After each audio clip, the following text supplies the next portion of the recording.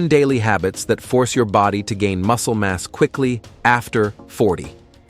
Contrary to what some say, going to the gym every day and eating as much as you can stomach, unfortunately, won't make your muscles grow. Although these are important factors, this process definitely involves much more than that.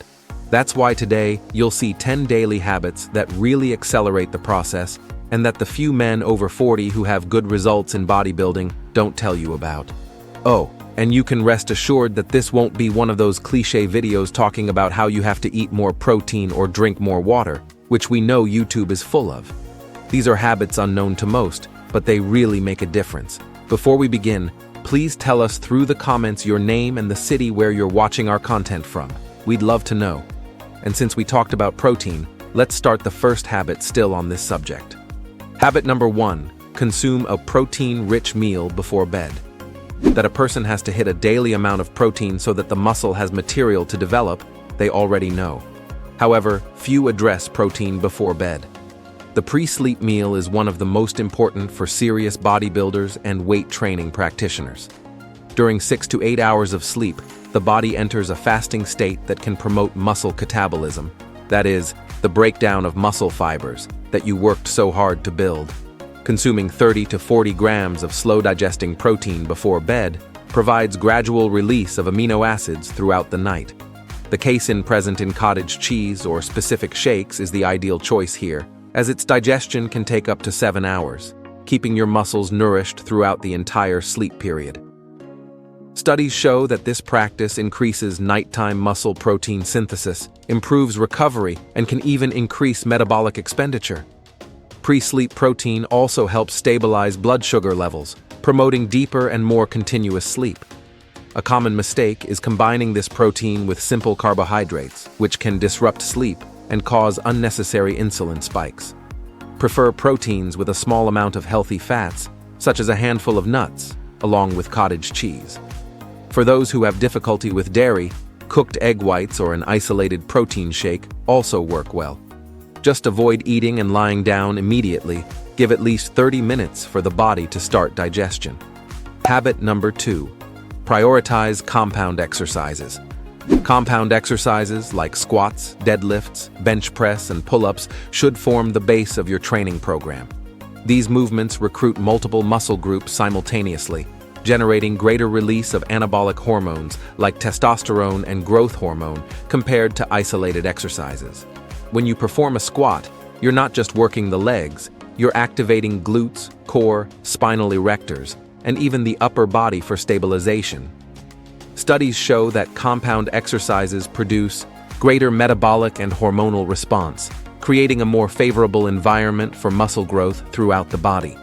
Additionally, these exercises develop functional strength, improve neuromuscular coordination, and allow manipulation of heavier loads, resulting in greater stimulus for hypertrophy. The beauty of compounds lies in their efficiency. Instead of needing to do 6 different isolated exercises, a single compound movement can activate all these muscles in an integrated way. Isolated exercises have their place and should complement, not replace, compounds. Use them to work specific weak points or to add extra volume to muscle groups that need special attention. A frequent mistake is filling the workout with too many isolations, thinking this will bring more results. In reality, you'll be losing the systemic anabolic potential that only compounds provide. Habit number 3, include deload periods. Implementing deload weeks every 4 to 6 weeks of intense training is essential for systemic recovery. During the deload, you reduce training volume or intensity by 40 to 60%, allowing muscles, joints, tendons, and central nervous system to recover completely. Many practitioners see the deload as a waste of time or sign of weakness, but it's exactly the opposite. The body needs time to adapt to training stimuli and consolidate gains.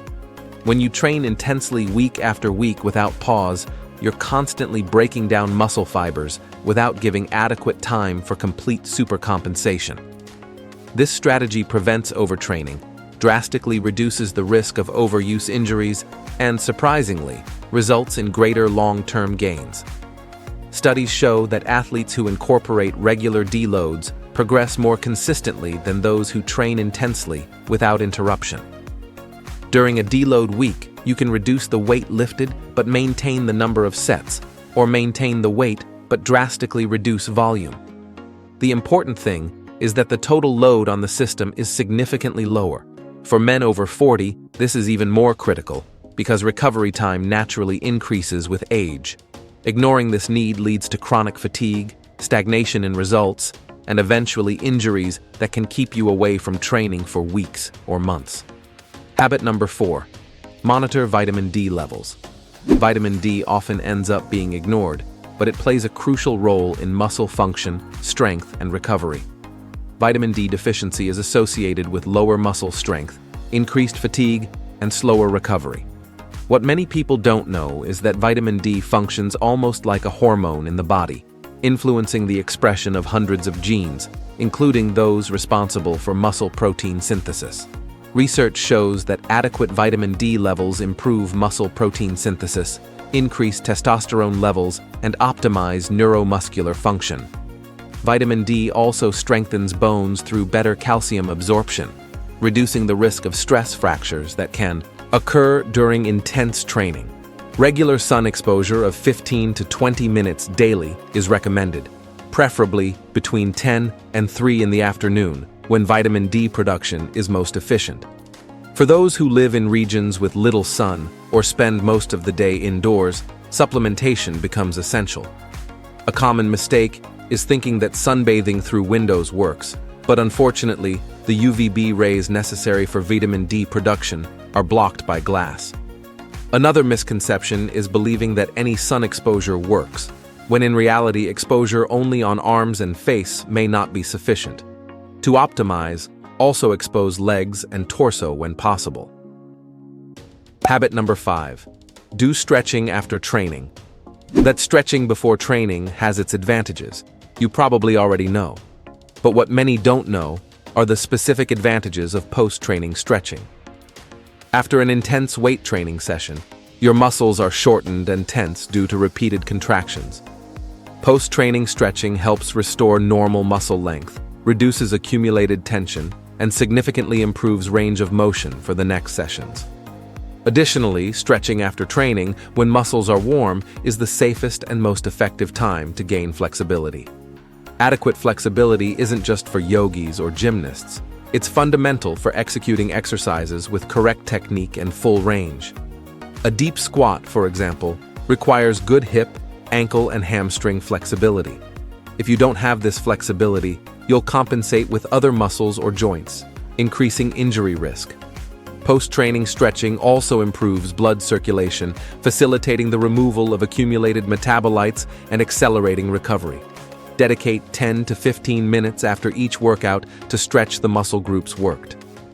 Hold each position for 30 to 60 seconds, breathing deeply and gradually relaxing into the position.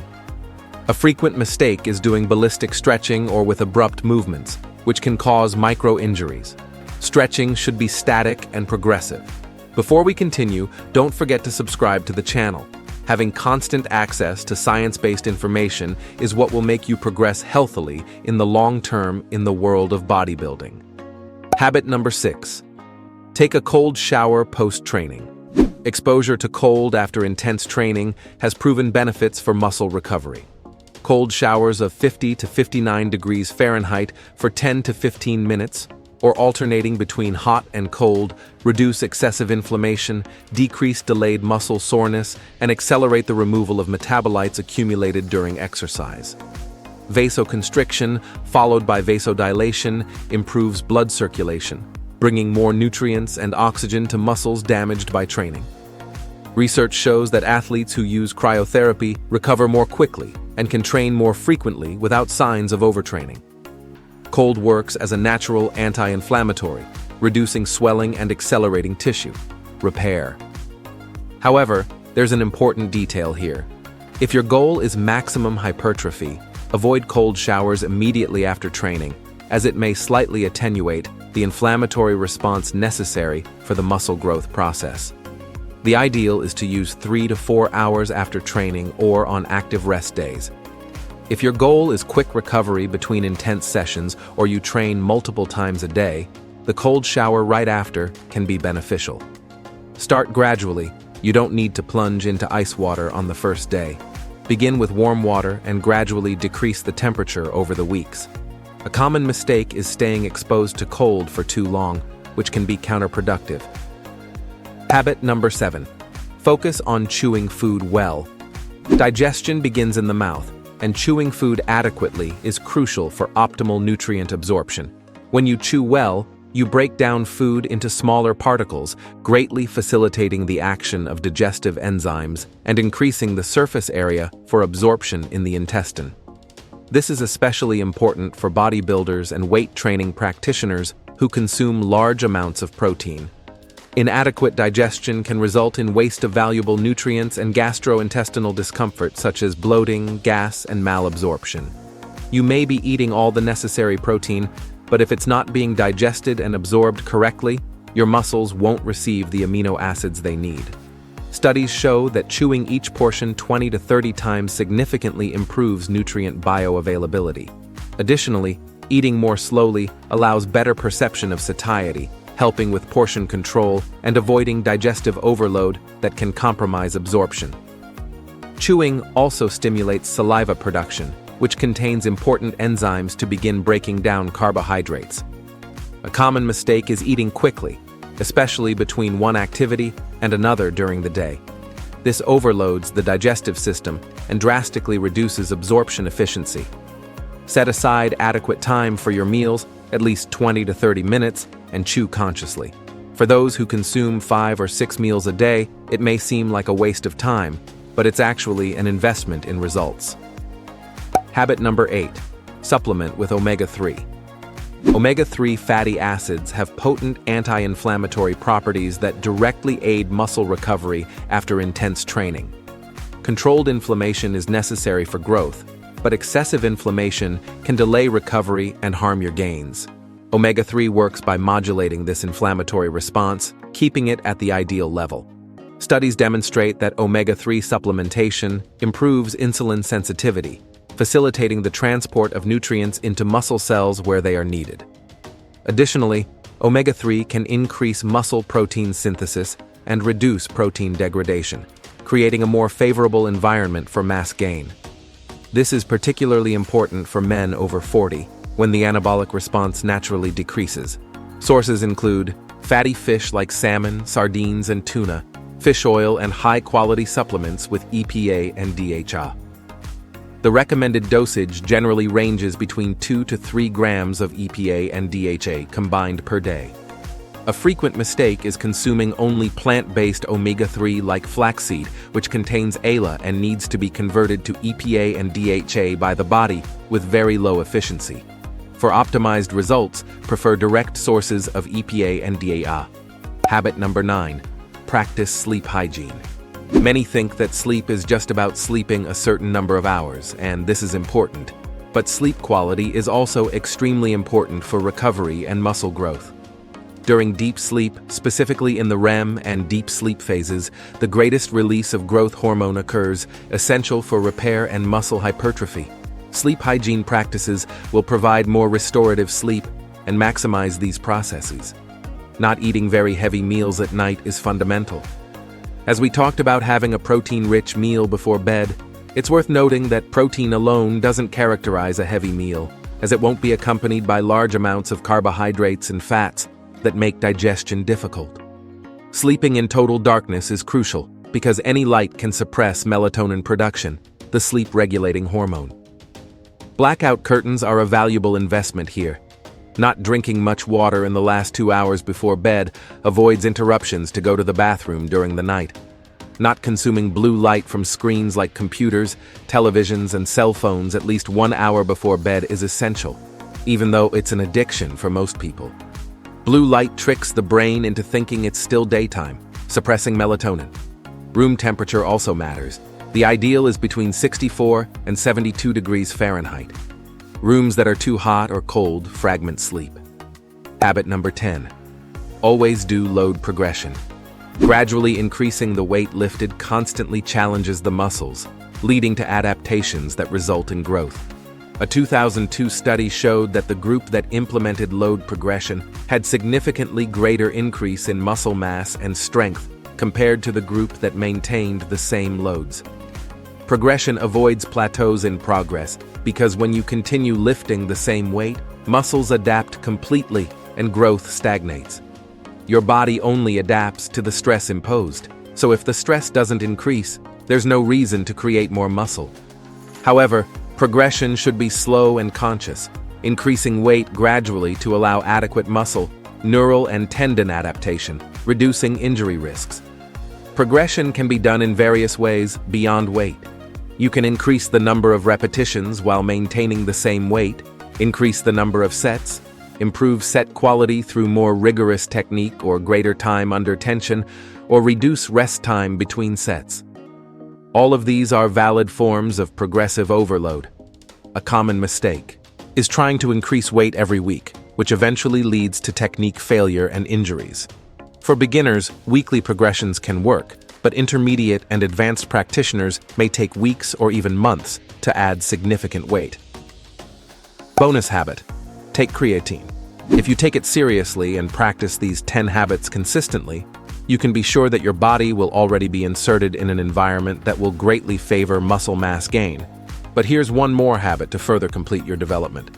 Creatine is the most studied and scientifically proven supplement in the bodybuilding world. There are literally thousands of studies demonstrating its effectiveness and safety. First, let's break down the main objections. Creatine does not cause hair loss. This myth arose from a single misinterpreted study that showed an increase in DHT, but no study has proven a direct relationship with baldness. Creatine also does not cause kidney damage in healthy people. Hundreds of studies confirm its renal safety. How does it work? Creatine increases phosphocreatine stores in muscles, allowing faster ATP regeneration, the cellular energy molecule. This means more strength, more repetitions, and more intense training, resulting in greater stimulus for muscle growth. Studies show average gains of 2 to 4 pounds of lean mass in the first weeks of use and increases of 5 to 15% in strength. Creatine also increases cellular volumization, pulling water into muscle cells, which by itself stimulates protein synthesis. The recommended dose is 3 to 5 grams daily. It's not necessary to do a saturation phase. It can be consumed at any time of day, preferably with a meal to improve absorption. Choose creatine monohydrate, the most studied and effective form. And if you plan to start taking creatine, you need to know that there are 10 main mistakes that many people who take this supplement make, and that unfortunately throw all its potential, and consequently, the money invested, in the trash. If you want to know what these mistakes are, we've left a video appearing right now on the screen showing each one of them better. Don't miss it.